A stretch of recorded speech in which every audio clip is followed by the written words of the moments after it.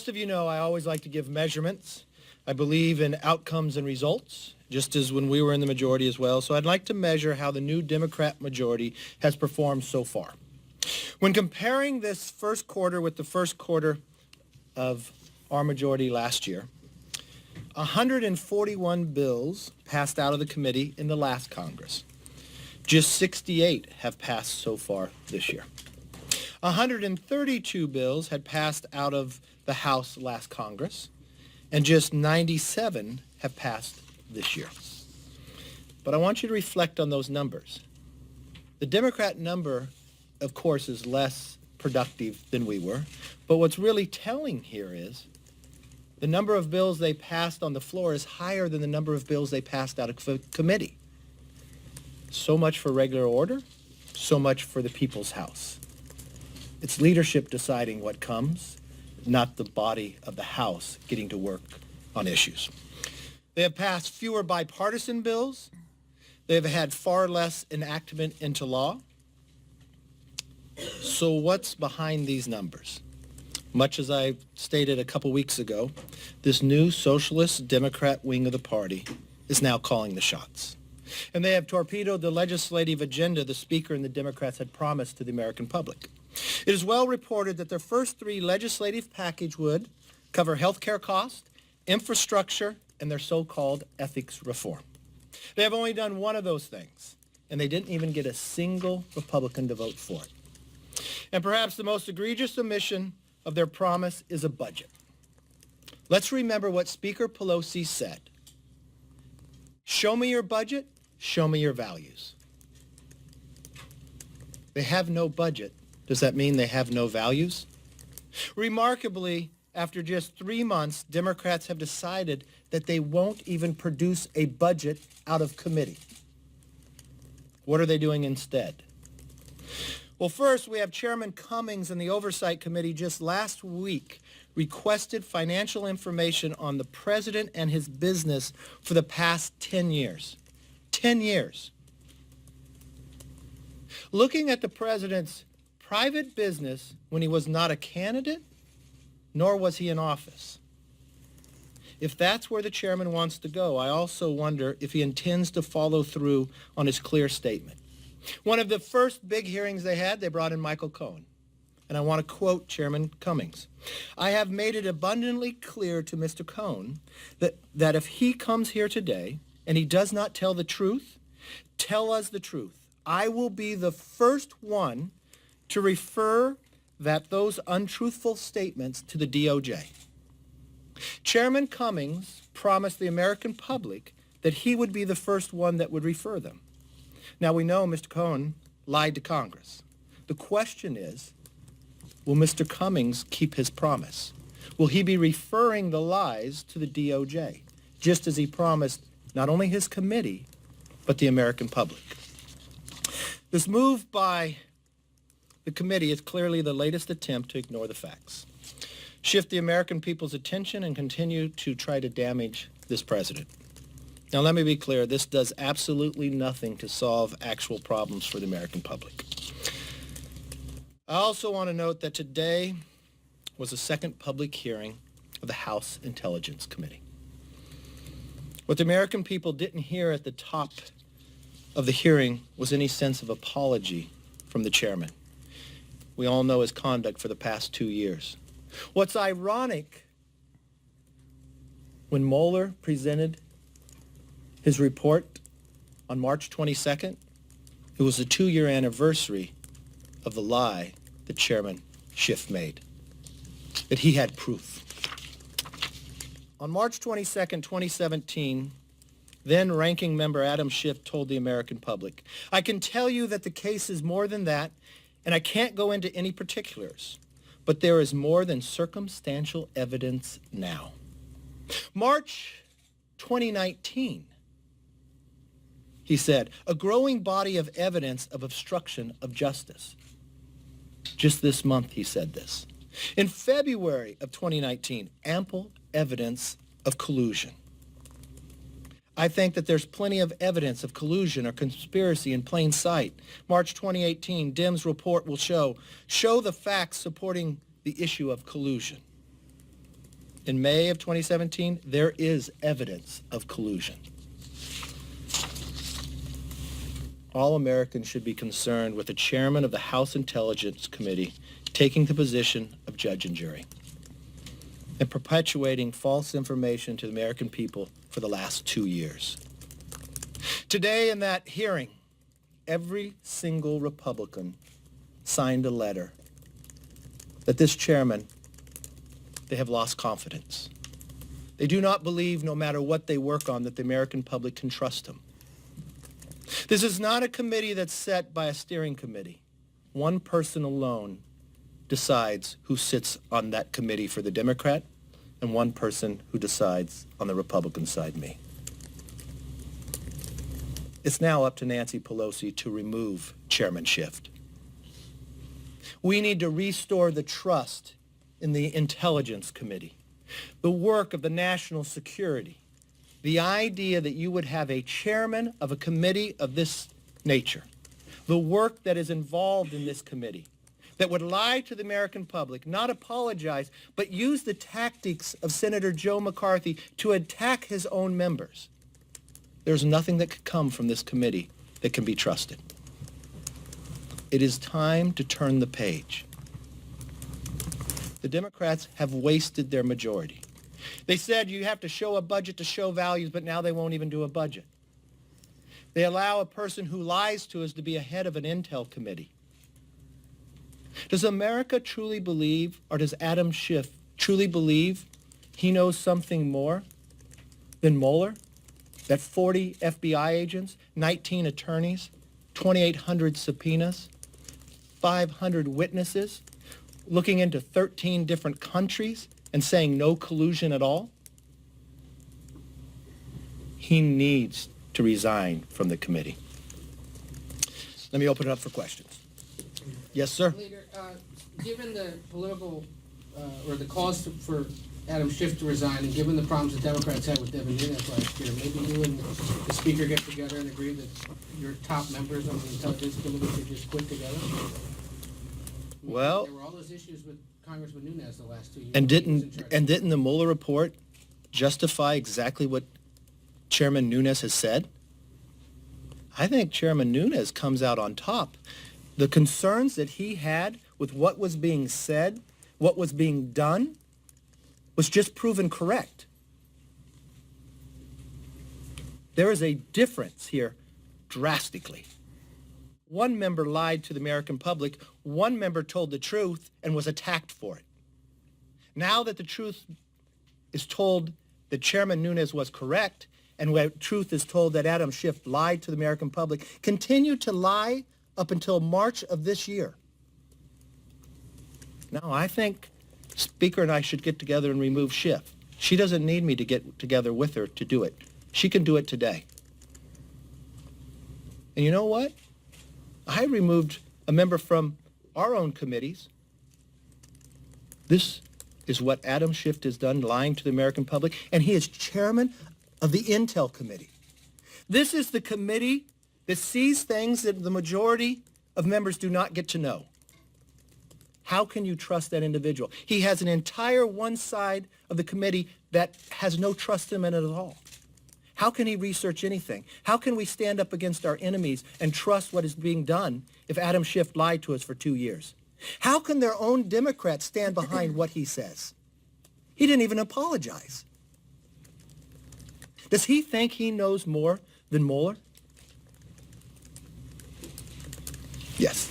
Do you support the administration's request to cut funding for the Special Olympics? No. I fully support Special Olympics.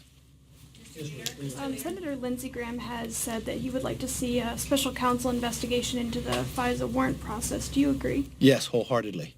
We want to make sure people are being protected, that their privacy is being protected. Of what has been said that went on during that FISA program, and especially after coming back with what Mueller's report says, I think all of America would want to know. And I think Senator Lindsey Graham should continue on that. And have you spoken to... I know you spoke with the President yesterday about health care.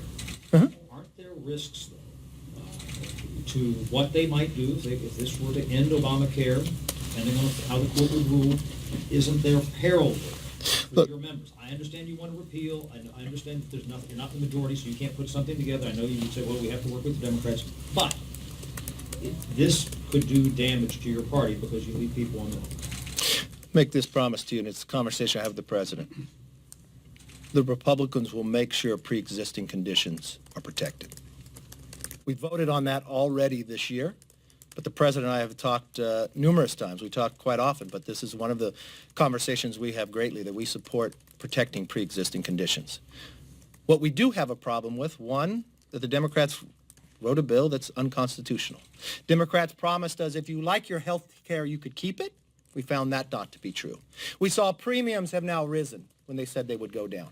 But what is more scary than all of this is half of all the Democrats have all co-sponsored what they truly want health care to be, what is called Medicare for All, that would remove more than 150 Americans today their ability to have health care through their private insurance, and take away Medicare Advantage to the seniors. That is a concern that we continue to work on, and the fear that we have, the Democrats in this majority that they have wasted, but have spent so much time to remove individuals' health care. Yes? What did you say to the president on this score? And did you say anything along the lines of advising him against or saying it could be a political mistake to try and support the lawsuit? No, the president and I are very clear. We believe Obamacare has been a failure to the public. The premiums have risen. They lost their health care. We support pre-existing conditions. We have been very clear about that, and that's a lot of our conversation was about that.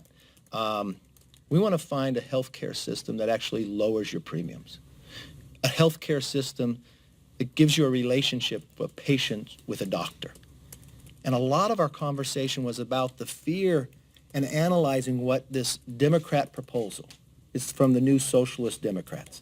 It was part of the Green New Deal, that it would take away any private health care. More than 150 Americans have it. Medicare Advantage, it would remove individuals from that. And the worst part about it, it would bankrupt Medicare. So those who are on Medicare today, it would collapse. That's what we mostly talked about. Leader McCarthy. Yes, ma'am. That you said overturning the Yeah. ACA. Leader McCarthy, the Those House is inaccurate? going to consider the Violence Against Women Act next week. The NRA is asking lawmakers to vote against it because of a provision involving stripping domestic abusers of their guns. Where do you stand on that? Do you agree? Well, I stood to make sure VAWA did not expire. Right now, VAWA is expired. You know why? One individual, Speaker Pelosi. When we went to move the extension, we had it in there. Every other leader agreed to extend it. She did not. But what were you? This is not an opportunity and is not a reason to play political games. I think the best thing for us to do is to extend the current VAWA into the rest of the year. She's playing political games. That's why she expired it, and that's the wrong way to take this. Let's solve this problem once and for all. Congresswoman Elise Stefanik actually has a bill that would extend the current VAWA, which I voted for, the rest of the year. Yes. Leader McCarthy, if Republicans were not able to agree on a replacement plan when you were in charge of Congress, why should Americans be confident that you can come up with a replacement now and that it won't be repealed without a plan B in place? Okay, first let me take your question. You said Republicans in Congress could not agree on a replacement plan. That part's not true.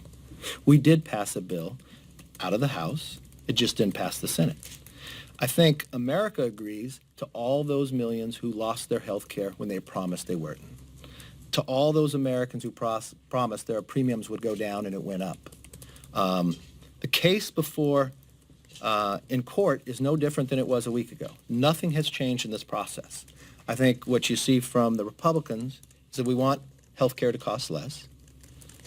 We want people to have a greater relationship, and we want to protect pre-existing conditions. What the Democrats have moved on to now is Medicare for All, that would remove hundreds of millions of Americans from their ability to have the health care because they could no longer have private health insurance. Medicare Advantage would be removed. That's what the debate is about. Yes, sir. Leader McCarthy, does Speaker Pelosi have a problem in her ranks when some of her members are still fighting for impeachment and she says no to impeachment for now? I think she has more problems in her ranks than just that. When she can't produce a resolution on the floor condemning anti-Semitism and name a member who's done it. Compare when a member of my own party said something that we fundamentally disagree with as Americans and we disagree with as a party of Lincoln. We did not hesitate. We denounced the comments and we removed that member from all his committees. This wasn't the first time a member of her committee said anti-Semitic remarks. And it wasn't the Democrats who stood up. It was the Republicans who offered a motion to recommit that the Democrats had to accept. We have few options to bring anything to the floor. Then that same individual went even further, questioned Americans of Jewish faith if they could be committed to their own nation. Members in her own party wanted to write a resolution. She came back after the weekend and said she would, and she could not. Then she had to water it down. So if the question is, does she have problems in the ranks? Yes. The question is, do the new socialist Democrats run the party? Looking at their agenda for the first 3 months, the answer is yes. No budget. More bills on the floor but haven't gone through committee. That's not the people's house. That's not for the people. The agenda they laid out, they haven't been able to produce. And now they have a chairman of the Intel Committee where we go to protect Americans around the world and our own nation, lie to the American public for the last 2 years. It's not me saying it. It's a Mueller report saying it. That everybody trusted this individual, that the Democrats spent their time all last year to try to produce a bill that he could not be fired, and he was not. A bill you didn't have to produce. And it wasn't just him who did the work. $25 million. He had grand juries. He could subpoena people. He had FBI agents. He was unlimited in his resources. He doesn't apologize, and the Speaker allows him to stay as chairman. That is unacceptable. Not from a point of a Republican, but from a point of the Republic. We want to know we're safe. We want to know we can trust what comes out of that committee. He has no ability to produce his job when every single member on the other side said, I can't stand for you to stay as chair. And to equate that any way with Congressman Devin Nunes is wrong. Devin Nunes was proven correct. That's what the report says. We should praise him. He stood up when others wanted to go after him for telling the truth. And then they allow somebody who openly lied to us up until even last month, and his only recourse is to attack the people that bring it forth. We've watched somebody in this body do this before. Senator Joe McCarthy, who had a gavel, who accused people of communism. When people stood up to him, he attacked them, their own members. We made a commitment in Congress that we would not allow that to continue. The Democrats are allowing that today. And one person can change all that, and that's the Speaker. Thank you. Thank you.